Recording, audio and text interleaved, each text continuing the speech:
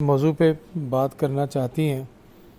मैं ये समझता हूँ कि क्योंकि मेरा ताल्लुक़ पिछले 32 साल से इस तरह के इदारों के साथ रहा कि जहाँ पे नशे की बीमारी का इलाज होता रहा और नशे की बीमारी को मैंने ज़िंदगियों को बर्बाद होते हुए देखा और ख़ानदानों को बर्बाद होते हुए देखा।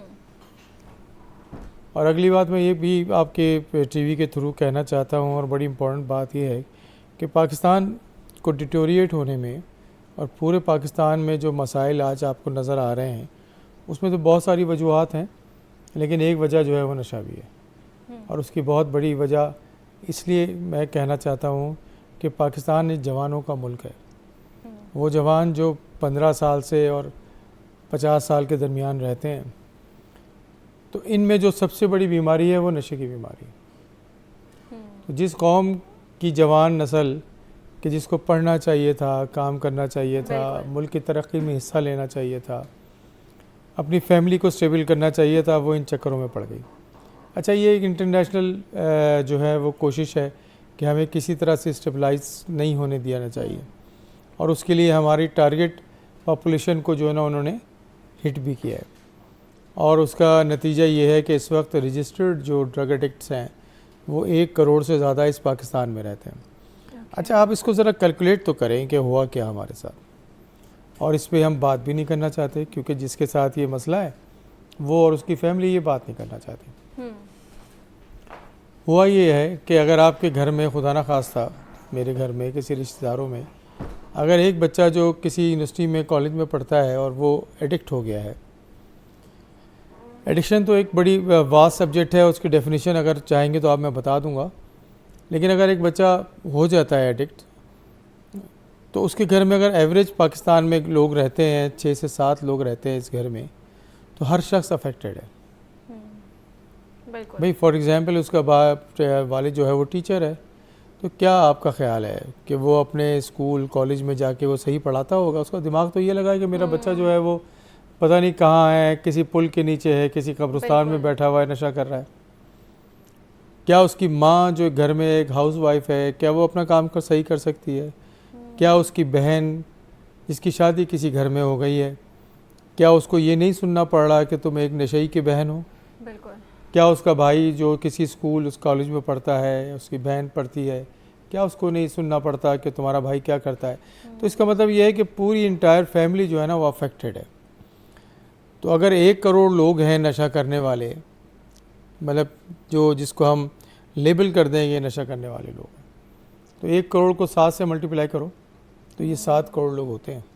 और 7 करोड़ लोग जो है ना अफेक्टेड बाय वन डिज़ीज़, और एक डिज़ीज़ का अफेक्ट होना, पाकिस्तान की आबादी 24-25 करोड़, तो 33% of population affected by one disease.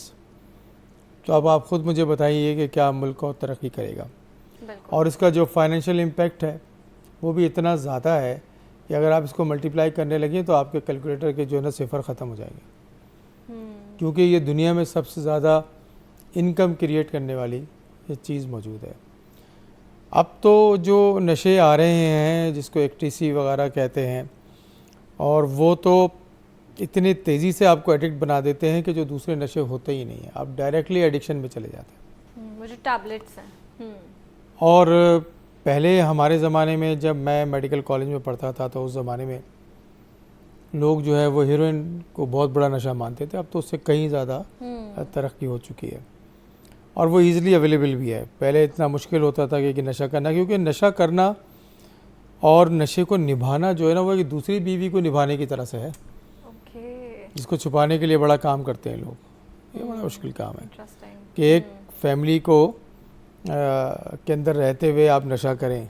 एक तो है ना जो आपको रोडों पे नज़र आते हैं, पुल के नीचे नज़र आते हैं, ये तो वो लोग हैं जो अबेंडन कर दिए गए हैं।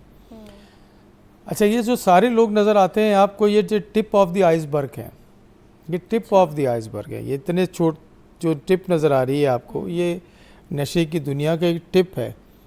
अच्छा, बहुत सारे नशे ऐसे हैं, बहुत सारे नशे ऐसे जिनको हम नशा नहीं मानते, और मैं ये समझता हूँ कि अगर आप उन पे बात करें ना तो हो सकता है कहीं ना कहीं इम्पैक्ट आ जाए। एक सबसे बड़ा नशा जो आपकी मेज़ पे भी रखा हुआ है, कॉफ़ी, चाय, सिगरेट, जिसको हम नशा नहीं मानते। अच्छा, it's get way of the addiction. जिसने इन चीज़ों को इस्तेमाल नहीं किया वो चीज़ जो है ना वही उसको पता है कि इसका मज़ा क्या है। अच्छा, कुछ परसेंट लोग जो हैं, जैसे हम लोग सब लोग जो है ना कभी ना कभी अपनी ज़िंदगी में नशा करते हैं, और वो नशा जो है ना once in a blue moon नशा होता है। जैसे फॉर एग्ज़ाम्पल मैंने कभी ज़िंदगी में एक सिगरेट पी हो, कभी मेडिकल कॉलेज के लाइफ में या यूनिवर्सिटी की लाइफ में, तो मैं जो है ना वो नशा ही नहीं हूँ, नशा करने वाला मरीज़ नहीं हूँ। ठीक है। अब बदकिस्मती हमारे माशरे की और पूरी दुनिया के माशरे की जो है वो ये है कि नशे की बीमारी को बीमारी ही नहीं समझा जाता। ये एक टिपिकल बीमारी है जिस तरह दूसरी बीमारी है। ट्रू। अच्छा, बीमारी के लिए क्या करना चाहिए? इलाज होना चाहिए। इलाज करना। हम क्या करते हैं? हम अबैंडन कर देते हैं, हम उन उसको लोगों को। बदमाश समझते हैं। राइट। अच्छा, जो बदमाश होता है उसका इलाज जो है वो जेल है, उसका इलाज जो है वो मार है, उसका इलाज जो है वो अबैंडन कर देना है। लेकिन भाई ये तो बीमारी है, तो बीमारी के साथ करना क्या चाहिए?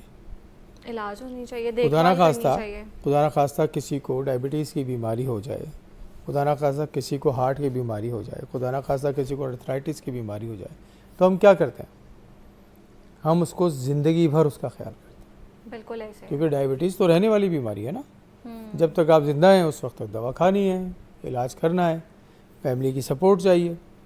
लेकिन ना खुदा ना खास्ता अगर हम नशे की बीमारी में फंस जाते हैं, और ये एक बीमारी है कि जो कुछ परसेंट लोगों को हो जाती है, फैमिली क्या करती है? बदमाश है, आवारा है।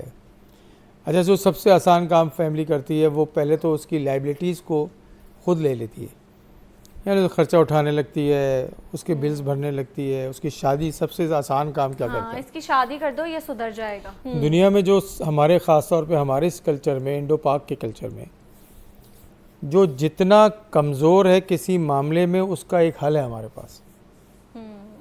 कामचोर लड़की है, काम नहीं करती है, शक्ल सूरत की कमज़ोर है, जहनी तौर पे कमज़ोर है, नशा करता है, नौकरी नहीं करता है, बदकिरदार है, आवारा है, एक हल है, शादी कर दें। अब शादी जो है ना वो इट्सेल्फ एक बर्डन है, रिस्पॉन्सिबिलिटी है। आपने एक शादी जो है वो किसी एक शख्स से नहीं करनी होती, आपने एक ख़ानदान से शादी करनी होती है।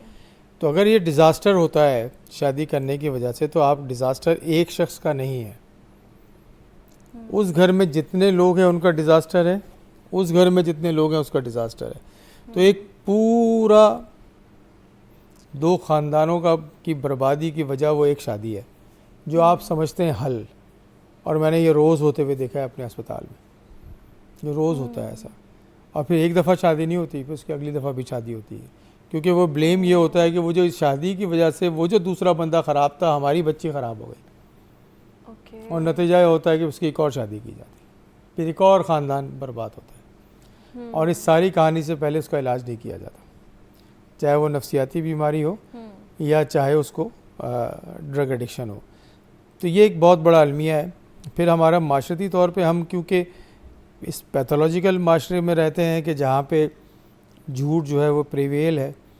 मैं हमेशा अपने पास जो आने वाले स्टूडेंट्स हैं उनसे ये पूछता हूँ, क्योंकि हमारे अस्पताल में कोई 10,000 से ज़्यादा स्टूडेंट जो हैं वो इंटर्नशिप करने आते हैं पूरी दुनिया से। मैं उनसे ये पूछता हूँ कि शराब हराम है? कहते हैं जी बिल्कुल हराम है। दूसरा क्वेश्चन ये होता है कि झूठ हलाल है? कहते वो भी हराम है। तो लेकिन झूठ हमारे माशरे में प्रिवेल कर रहा है। शराब के बारे में एक आमूमी राय ये है कि ये हराम है। तो इसी तरह का जो बिहेवियर है हमारे माशरे में जो है वो इन चीज़ों को प्रमोट करता है। ठीक है। अच्छा डॉक्टर साहब, एक कॉलर ने भी हमें ज्वाइन किया, उनका सवाल भी लेते हैं। मकबूल है हमारे साथ। अस्सलाम वालेकुम, कैसे हैं आप? जी वालेकुम सलाम जी, सवाल कीजिए। डॉक्टर साहब से मैंने पूछना था कि मैं ना तो तकरीबन 6-7 माह हो गए नेल्बिन इंजेक्शन जो होता है ना वो रेवन लगाता हूँ, तो इससे मैं छुटकारा चाहता हूँ, तो क्या करना चाहिए? ठीक है, इंजेक्शन लगाते हैं। जी मकबूल साहब, पहली बात तो इंजेक्शन उन्होंने एक्सीडेंटल लगा लिया होगा, क्योंकि अब एक बात इसको भी अच्छी तरह समझ लें अपने टीवी वालों के लिए कि जो अमूमन हम ये दर्द ख़त्म करने के इंजेक्शन लगाते हैं, ये ज़्यादातर इंजेक्शन जो है ना वो हेरोइन के एक्सट्रैक्ट से बनते हैं।